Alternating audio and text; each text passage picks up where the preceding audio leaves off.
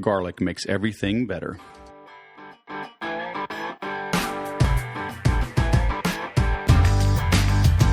Hello, my friends, and welcome to the 180th episode of the Sales Podcast. It's also the first episode of the Inbound Sales Podcast. Moving forward, you're going to see some new artwork, some new designs, and a lot more usage of that verbiage. And it's not so much a change in what I have done. Over the years, I have actually been an inbound marketer, an inbound sales expert, if you will, if I may call myself that. But I will be explaining the rationale and the logic behind this little subtle shift that I think is not going to be so subtle in the months and years ahead. So I'll get into that into some future podcasts, as well as some blogs as well that you will see on thesaleswhisperer.com. But hey, you heard it here first, because I actually just made up my mind as I was creating the show notes and reviewing things for this episode. Ian really brings home some good points. He does a lot around inbound marketing as well, but he focuses on you telling a story, and specifically through video. I've known Ian for several years now through the Infusionsoft community. He's got a great team. They do a lot of graphic design, web design, but really focus on that storytelling side of things and do a lot of work around video. So you're going to enjoy this episode. We get into a lot of specifics. We covered a lot of ground, and at the end, he's got a free report that you will want to check out. You can get the link as well at thesaleswhisperer.com/session 180. So you can get links to everything that we talk about in this, and as well as that free report. And I've got my own free report. I've mentioned it before. I haven't brought it up in a little while, but if you head on over to thebestsalessecrets.com, you can get my free 21-page report covering what I've learned in 21 years of sales to help you sell more, faster, at higher margin, with less stress and more fun. And I guarantee it. It's at thebestsalessecrets.com. Now let's bring on Mr. Ian Garlic. Ian Garlic, all the way from Orlando, Florida, the man, the myth, the legend. Welcome to the Sales Podcast. How the heck are you? I'm awesome. So happy to be here. Man, I love virtually. it. I love it when a dude has a high-def microphone and a high-def camera. Thank you for being a professional, my brother. Oh, it's my pleasure. My pleasure. I don't want to ever chance bringing down the Sales Whisperer podcast. No, it's all right, because you can elevate my game, because my stuff looks so good and crackly. But hey, man, it was good seeing you a little bit in San Diego, Traffic and Conversion Summit. Saw you up there on stage, big famous guru. So thanks for carving out time and, putting the president and Oprah and Bill Gates on hold so you have a little time for me. So we appreciate that. But for those that may not know you, would you mind take a minute or two, tell us a little bit about yourself, and we'll dive down the rabbit hole? Yeah, sure. So I have a marketing agency called Authentic Web. We do video marketing, video storytelling for businesses, small businesses, digital businesses. And we've created a process over the past 7 years that's unique and also works really well. I'm a data guy, so we've been testing it out. It's a great process. And most people, when they think storytelling, they think, oh, foo-foo, whatever. But we have a pretty good process in place. When I first saw you and I see you now, the first thing that comes to mind is frou-frou. So I'm glad it's not that. I know. Everyone thinks I'm a little frou-frou. And then I have a podcast, Tao of Inbound, that is also frou-frou. It's about mindset, marketing mindset. Because it's really the core. When I talk to clients, I've talked to some, this, when you talk to clients, they all want the tactics. They want the tactics. What's the magic silver bullet? And I'm like, if you're in the wrong place mentally with your marketing, no matter what I do with Facebook ads is going to help you. So that podcast is really to help train business owners to be really good at marketing from the mental game, which is it's everything. In sports, it's everything. You do some serious sporting events, and it's the mental game. It's not just the training. Oh, yeah. And that's mainly what I do. I'm a dad, and I have a background in sales and marketing. I've been doing it for a long time. I was in commercial real estate prior, and I traded for a hedge fund prior to that. So, yeah, in commercial real estate, I was in New York City, so I really know the sales game when it comes to that. And you got out of there as quick as you could? I saw it coming, and I was like, Oh, yes. You got out in, what, 07, 08? 07. Oh, very nice. Yeah. And what, you moved to Florida right then? We are originally from Florida, my wife and I. She's co-founder of the agency. And we decided to move back to Florida for a bunch of reasons. I travel a lot, go to our clients. I work directly with our clients. So it's a lot easier to travel out of Florida than it is New York City. Oh, yeah? And, yeah.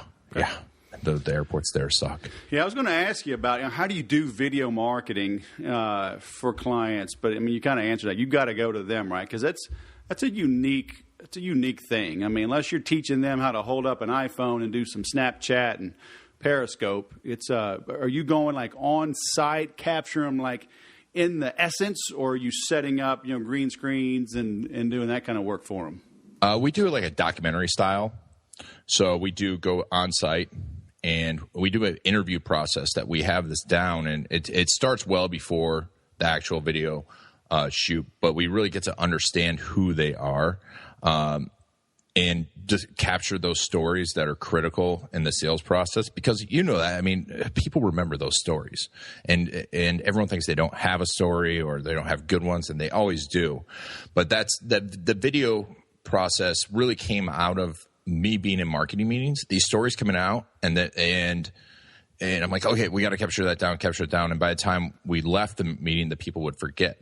So really, these are kind of marketing meeting, documentary style marketing meetings. And yeah, being on set with the client is crucial because you get to look them in the eye, you get to really understand them and spend a few hours talking to them about their business. So, I got to pull it out of you now, because what's unique? You're a data guy. So are you telling me you've codified to somehow capture the esoteric, subjective nature of video?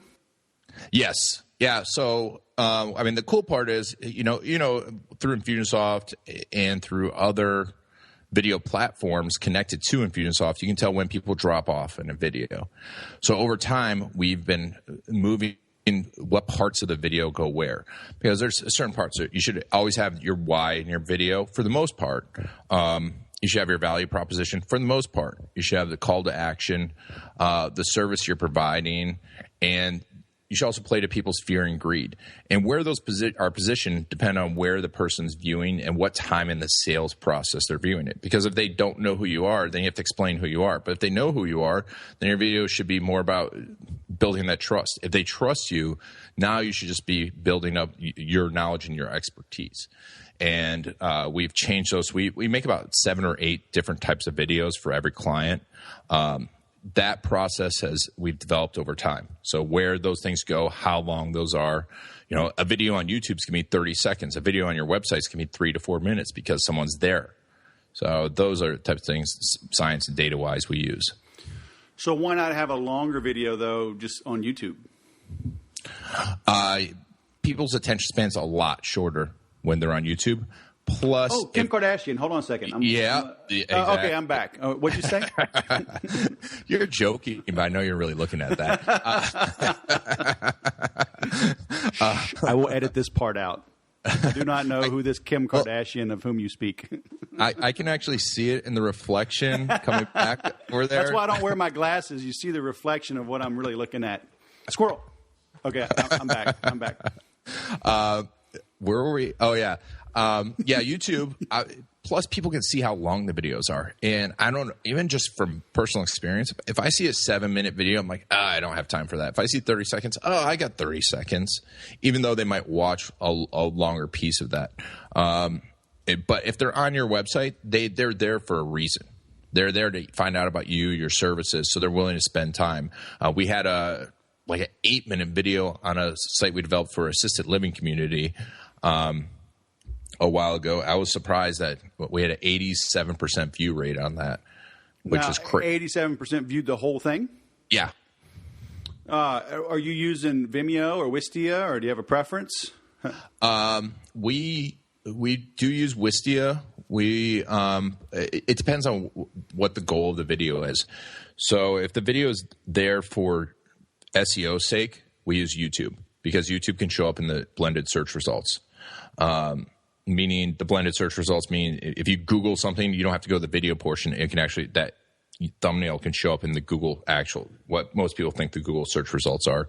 But if it's for, we really have a call to action purpose. We want them to take a next step, really definitive next step. Then we'll use something like Wistia, or we use Vidler sometimes as well. All right, I haven't used Vidler. So what's the pros and cons of those two?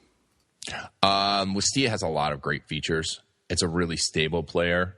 And we're starting to use it more and more. It has a lot of cool integrated features that work great with stuff like HubSpot, Infusionsoft, etc. That are fantastic. And it produces really sharp video continuously. And that's part of their process and the back end. I forget all the cool terms that they do to do it. But Vidler we actually used for a long time because of it transfers some SEO value from their website to yours. So that was the purpose behind that. SEO for us was always a big video SEO as part of that storytelling, because that's the first place people go to look for any piece of information. Right. Is Google, and you want to be there. And if you can be there with the video, well, then you're an authority. So will you do like just a little teaser then, a little 30-second teaser on YouTube, and then pull them to the site and have the full video there? Exactly. We do that quite often. Intro video, depending on what search we're looking for, it'll start out with that search term. Hey, you're here to learn, you want to really up your prospecting method? Well, we've developed this thing over time, blah, blah, blah, value proposition, call to action. If you want to see the whole video, click here to see the link. Right. So when do you know, for the client, how to balance, a high-end camera, DSLR, whatever you're using, versus in the moment iPhone, HD camera, selfie stick sort of, there's a time and a place for each, right? Yeah. I mean, the selfie stick stuff's great for blog posts, getting stuff out there, getting going. If you have no video, I mean, something is better for the most part than nothing. I've seen some really, really bad videos. Not many of yours, Wes, just a couple. No, just kidding. I was sober on those, so I made sure to change that up effectively. I'm disappointed we didn't plan out the whiskey for this. But getting something up there is important. Getting volumes of content is great, because if you're answering people's questions over and over again and you can make 2-minute videos left and right, the platform doesn't matter as much. And I just had this guy, Dan Cordell, on, who's a graduate level film instructor at NYU and also does coaching and training for being on camera. And he's talking about, even doing Skype calls 5 minutes a day for 30 days just to get used to talking to the camera. And there's that added benefit. If you're getting stuff out there, you get used to talking in the camera, which is important these days, because think about how many people you can get in front of. And people see these million view things and everyone's like, well, I want 1 million views. But if you could do one video a day and it gets 100 videos a year, or 100 views a year, I mean, that's 3,000 people you get in front with your, that's a lot of people. If you were up on stage with 3,000 people, you'd be intimidated and you'd be like, wow, I get my message out to 3,000 people. So it's a huge opportunity. Back to your question, get it done. Right. But then, for your main video, once you've got your message down, go with the high-end professional stuff. Well, everybody needs to realize anyway, the government has our cameras all turned on anyway. They just don't have the light on. So you're already on camera. So just relax. You know what I'm saying? Exactly. Right. And I do. I've got the hack, so I just hack into everyone's camera. I know. I saw my light come on 15 minutes before we even started. And I was like, what the heck? I'm like, Wes, where are you? I'm looking around, like, where are these voices coming from? So do you mainly do video? Do you get into other aspects of their business, social media marketing, or I know you do a lot of SEO as well, right? So we do SEO. That's really where I started out, the search engine optimization, getting those videos ranked. We do that aspect. Then we actually do some of the Infusionsoft stuff to redistribute the videos, because if you're telling your story, someone might watch the videos on your About Us page, but they're going to also watch 5 other videos. When they come into your office, they're going to forget who you are. You should be rebroadcasting those specifically to people coming to your office. So we do that aspect. And then we do build websites so we can control the integration of the videos as well. It's really all about delivering that story. Anything that delivers that video, we try and have some say in Facebook ads as well, but video Facebook ads, of course. So, do you get into the other platforms like Instagram video? You know, obviously Gary Vaynerchuk's blowing up Snapchat now. Now you got Facebook Live. Are you giving advice on all those other platforms? We don't give advice until we're testing them all out right now. Okay, but we don't give advice till we test it out. I don't want to write a book on something that I haven't done a few hundred times at least. Come on, man. Read somebody's free report, then write a book that makes you an expert. Don't you know anything? Oh, I know. I'm the worst when I want to have some authenticity. Yeah, I once drove by a hotel that was hosting a conference on video marketing. So I should write a book about video marketing. You should. or yeah. I mean, I walk down to a car lot, so I'm an expert in car sales. I can fix anything. Give me a torque wrench and some duct tape, baby. I will stop that rattle. Well, I'm glad you gave an honest answer, because I just see all these people. I'm even, getting into it in a friendly manner. But a friend of mine, we've got a private group over at marketlikeaman.com. We've got a little private Facebook group, and I talked about it yesterday. I'm like, stop emoting. Okay, I mean, suck it up. We don't need to hear every little paper cut that you got, and everybody wants to throw it out there on video, and I'm like, there's a fine line between connecting and overdoing it. And my buddy Ray's like, oh no, man, he's in a different line of work. He is making good money on his main business. He's Snapchat, I'm eating it up. It's like, yeah, but you know what? And he admitted he understands landing pages and SEO, and he has a merchant account, and he has autoresponders built in and a CRM and other platforms. I mean, he's got this whole, it's like Beyonce saying, hey, it's easy to sing and sell albums at the Super Bowl. It's like, yeah, you don't see the 100-person road crew, with the 12, 18-wheelers setting all that stuff up before she goes on stage. Oh, yeah. There's just so much more to it. Oh, there's so much more to it. Yeah, I agree. And there's so many people trying it out. And I'm still not sold on the whole Snapchat thing. And, I think Gary Vee is doing a good case for getting on it. And people that are like Gary Vee are going to get on it. But is that your ideal audience? If someone has time to sit around and wait for your Snapchat and watch it, I mean, I'm not selling to people that have that kind of time. Right. So I'm not selling people that are going to be on Snapchat. If you have that audience, if you're selling to those people, that's great. Right. But my clients aren't either. Right. So are you coaching your clients then? So you'll come in and make the 6 or 7 or 9 videos telling that story. Or are you then coaching them on doing it on the fly, doing kind of the homemade video for the blog? I mean, do you have some pointers on that? We do. The base, you can do it pretty well with an iPhone, good light, and a decent microphone. You can set that up. I tell people, listen to what the biggest questions your clients have, and keep answering them. And it's good. Not only are you going to create awesome content, but you're going to save yourself time, because you can send them a link to that video.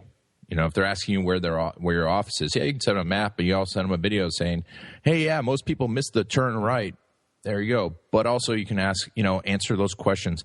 Also answer questions they're thinking, but not asking. And that's a big one too, because there's a lot, is this going to work? I bet, is Infusionsoft a waste of my money? Well, that's the old, Mike down in San Diego, Koenig. Mm-hmm. I got that from him years ago. Basically, that you should ask questions, right? And I did my 10 frequently asked questions and my 10 should ask questions. And I've had those up for years, and all in video, and 1 to 3 minutes, and there you go. People never think about the should ask questions.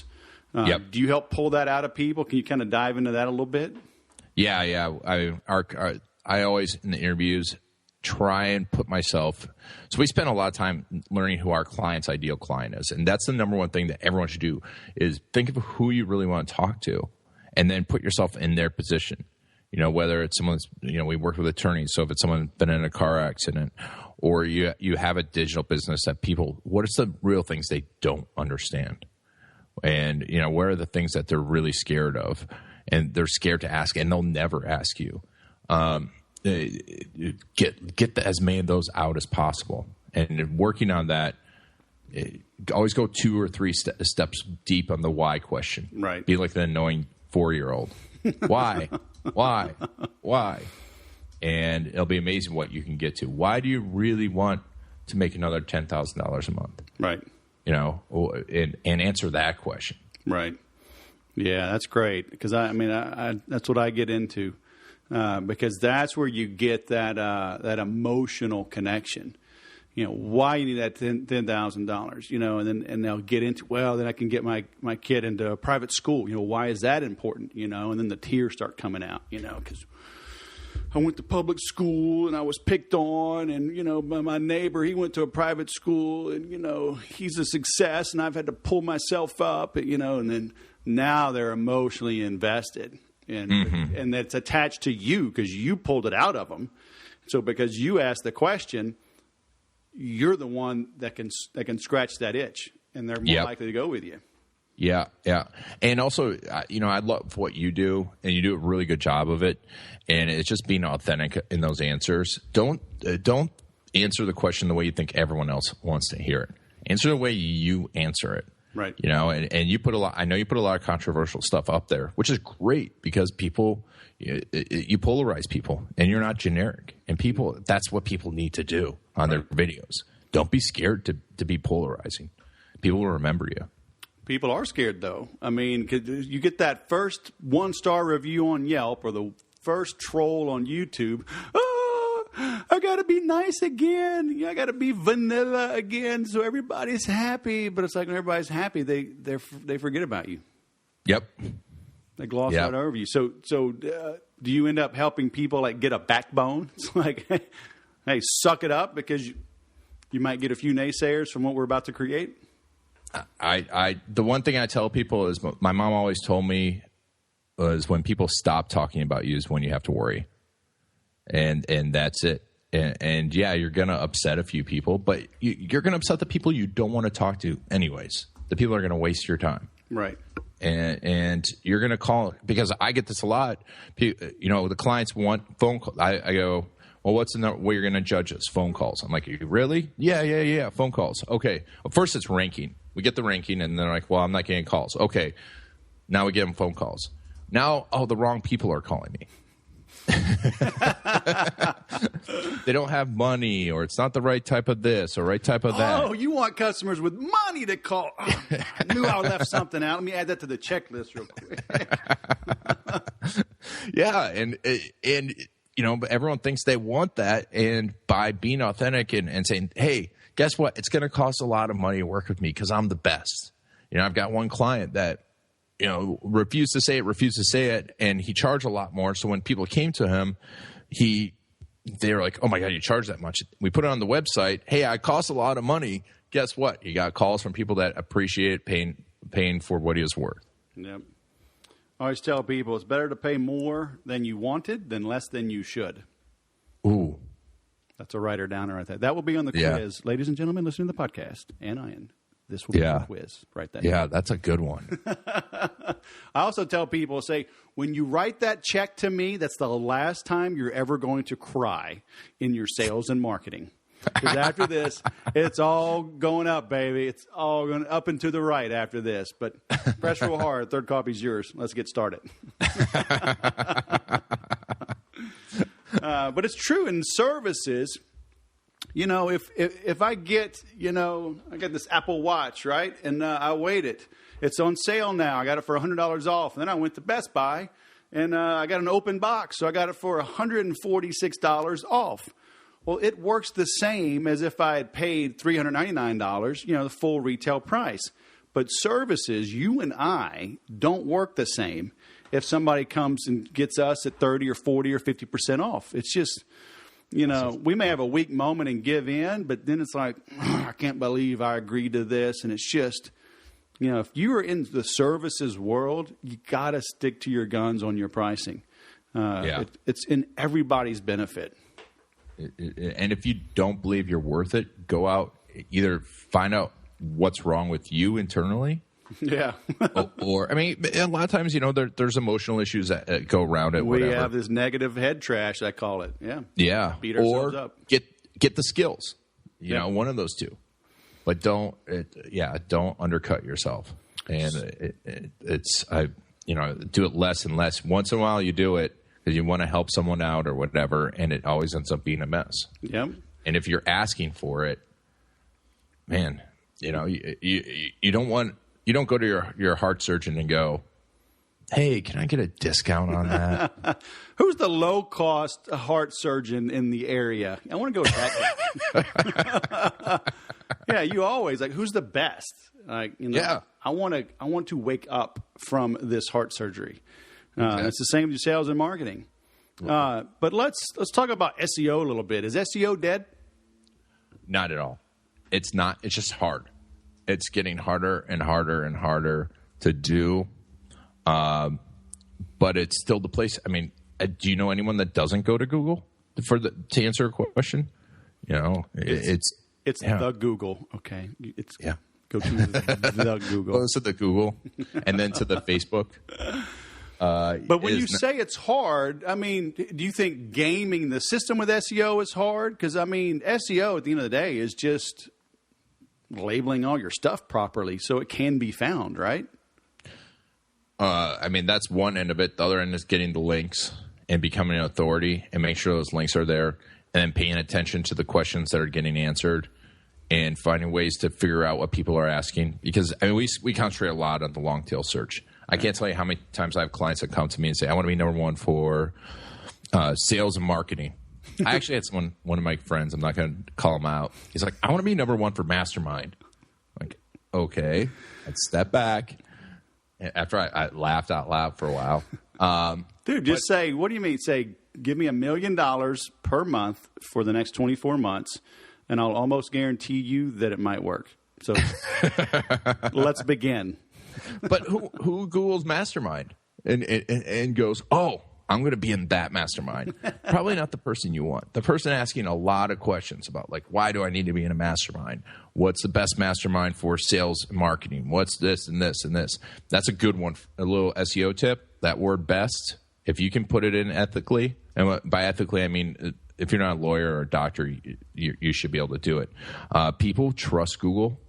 They're like, well, if Google says it's the best, then it has to be the best, not knowing that it's just purely an algorithm. Right. And one of the hot trends I'm seeing lately is people actually searching. I spend a lot of time watching the search results, and people searching for stories and case studies. They want to know who this worked for and want to learn that way. So being there for that is a big part of SEO these days. But paying attention to the trends, because Google's training us as much as we're training Google. Right. Kind of scary. It is scary. It's very scary. Little tidbit. As of 3 years ago, Google used 1% of the world's energy. Whew. Do you know what it is now, or? It's probably up. It's probably closer to 1.5%. As of 3 years ago, they had one. I got to write this down. Yeah, it's kind of scary. Yeah, because every Google search you do actually gets run by 6 or 7 computers. Right. So if who is Wes Schaefer? That probably is 14 computers. But so every time, and the fastest computer that sends back the results goes. But so each time you think about all the energy that has to be used and the billions of searches that are happening every time, it's pretty scary stuff. Well, it's to the point now when you type in who's going to win the Masters golf tournament just returns Wes Schaefer. I mean, that's reduces the energy because that's what everybody's looking for. That's good SEO. I'm like Kim Il Sung, baby. I'm like North Korea. I can do it all. Oh man, I gotta write that down. That's crazy stuff right there. So how does somebody get case studies? I mean, is it just simply asking? I mean, will clients open up and agree, or can you just use generic numbers and leave the client information out? Is that just as good? First, I mean, I think you get 2 or 3 of your core clients to tell their story on video. Okay. And by telling their story, I always say case studies and not testimonials, because you don't want people going, Wes is the best. He made me $1 million. You want them telling the whole story of what they were thinking beforehand. Those questions like, man, I don't know, spending $10K a month with Wes. That was a pretty steep bill, and I was scared if it was going to have ROI. But then a month later, I start to tick up, and then 2 months later, it was paying for itself, and then 3 months later, and telling that story. And now Wes, I completely trust him all the way across the board. That's the case study you want. And then you get some of the written ones below it because they're validated. If you can get some of them to, I'm not a big fan of the selfie video. I feel like because clients, if they're not coached, make it into a testimonial and it looks like late night television. So that's my personal opinion. Right. It can work, I think, but yeah.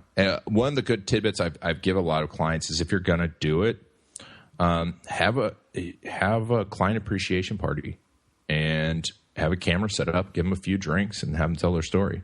I like the way you think. But once again, is an iPhone good enough, or should they hire a local firm just to come in and get it done a little bit better?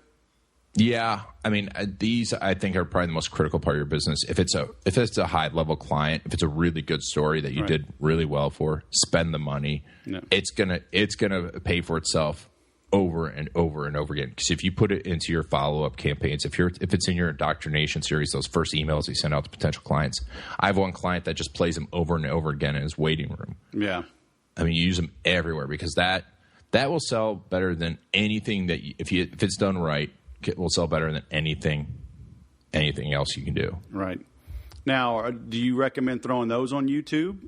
Yes. Okay. Optimizing them for sure. We have a couple those are some of the times when we that really, if we're going to spend some time getting ranked for a key term, we'll do the case study to get ranked for a big key term, gotcha.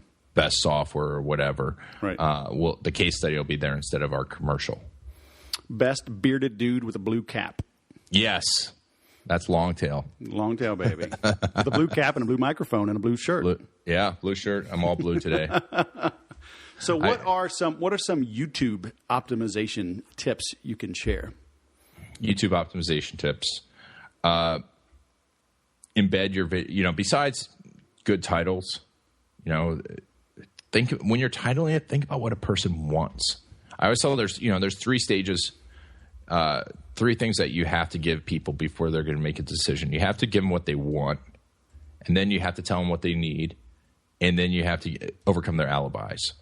So it's, you give their wants, you tell them what they want, and that's where that YouTube optimization comes in. What do they want? What are those questions they're looking to answer? What are those life questions? It might not even be around your service. Like if you know that all the guys that you love to work with want to know what the best whiskey is, you're doing a few videos about what I think the best whiskey is this. Even though it has nothing to do really with your service, probably, I don't know exactly how you work, but I do work for whiskey. But. Okay, there you go. So if it is about that, then whatever they want, optimize that title, get it into the description, and then do a blog post on it so you build some links to that video. So, but what about inside of YouTube? I mean, aren't there certain things with the tagging or... Yeah, tagging's important. How much can you put in the description? I mean, do you blow up that description inside of YouTube? I do if I can. I'll also put the transcription in there because you can do the closed captioning. Oh, yeah. Yeah. Well, and then, can you click that closed caption button, and will YouTube create the transcription for you? YouTube does create some closed caption. I haven't looked at the quality of it lately. Last time I looked at it, it was not so hot. Okay. They still don't have it down, but Right. You can get complete control. And they're not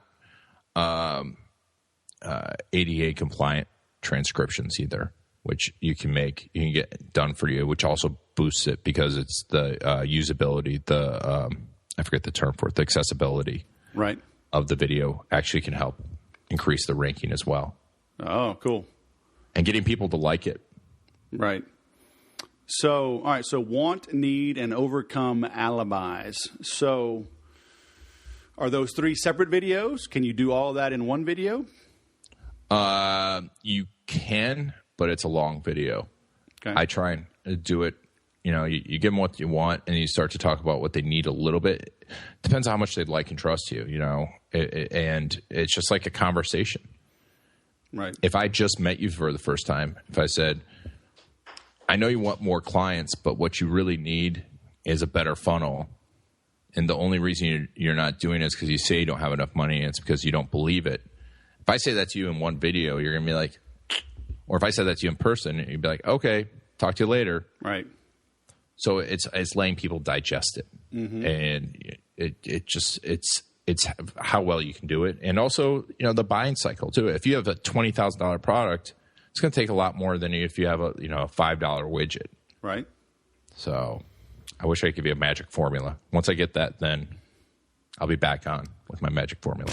Then you'll blow me off. I won't be able to reach you. My people will have to talk to your 37 levels of people, and we'll never even get to you because... I'll always have time for you, Wes. All right. Hey, this is recorded, so I will hold you to that. I will play this when you're running for office. He said he'd have time for me. I haven't heard. He doesn't ever call us back.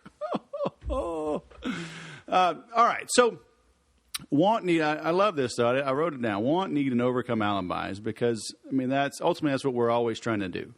You talk about, like in the beginning, the want, talking about whiskey or whatever, having fun. How much fun and personality should somebody include versus being a little more straight-laced, in all business? That's your authenticity. I like to have fun. So, it took me a long time to get over that because, I cut my teeth in this area in the attorney field, and a lot of them don't appreciate jokes or get them. So it took me a long time to go, I just want to have fun doing this. But if you're one of those guys that feels like they're straight-laced, you should still have some personality in there. Right. People want to know who you are. And then, you get some of it in there. Right. Open up. And that's where doing more videos will allow you to open up more and more. So do you have the lawyers bring their cats in so that they can get a lawyer and a cat video all at once? People love cat videos. People do love cat videos. Even if an attorney's holding a cat. That's even better. That could be a mark. We need to Google that. Attorney cat videos. I think you got something. You said it first, so that's yours. AttorneyCatVideoMarketing.com and .org. We're going to have to get that because it's a public service. We could make that maybe a nonprofit. All right, mine. Squirrel. All right, I'm going to have to Google that. Donate the money to the ASPCA, and you're good. Very nice. Very cool. All right. One question I'm starting to sort of sometimes remember to ask as we wrap things up is, think about like our listeners. They're driving in the car. Maybe they're listening on airplane mode in an airplane. They're jogging. They're on their bike, and they can't write anything down. They can actually have to focus and listen. But what do you want somebody to remember? What do you want them to do when they get to somewhere that they can do something? So after listening to this, what would you say they should go do to grow their business? All right. So I've got a download that we've developed, and one of the things that's resonating with people is this storytelling process, but from a digital side. And it's how to sell with story, even if you don't think you have one. And it's about 14 different things that you can do. It's at irongarlic.com/Wes. Shazam. Bam. I just came up with that. Kind of creative. I think it's fantastic. We had a little bit of a debate of what it should be. If it's Wes Rocks, we're like, but that sounds weird. Or I love Big Wes. Daddy Wes. Oh, all of those will forward. So, but but just keep it simple. So irongarlic.com/Wes. There you can download it. It's going to talk about a few of the things we did, a few other things like how to optimize your website for story, which we did a lot of research on how people are using websites. And it's amazing that your second most used page, which I'm not going to, now we have a little bit of a teaser. We can have another episode open in this loop. Your second most used page is probably your most important page, and it's not your home page. But it's the most. I know what that page is. I think you do too. We'll confirm after the recording is turned off. Yes. But it tells how to use that, how the videos you need to create, videos you should create, how to source your stories, how to craft them, how to then use them for selling, identifying your ideal clients, all those things. And it's free. Get out of town. Free. That's like Bernie Sanders, baby. You're like better than Bernie Sanders. Which I don't take that as a compliment. I follow you on Facebook and I know what you say. But it's good. I mean, Bernie's giving some good stuff for free, man. And but here you are giving free stuff that's actually good. Thanks. Very cool. All right, and so we will link to that as well.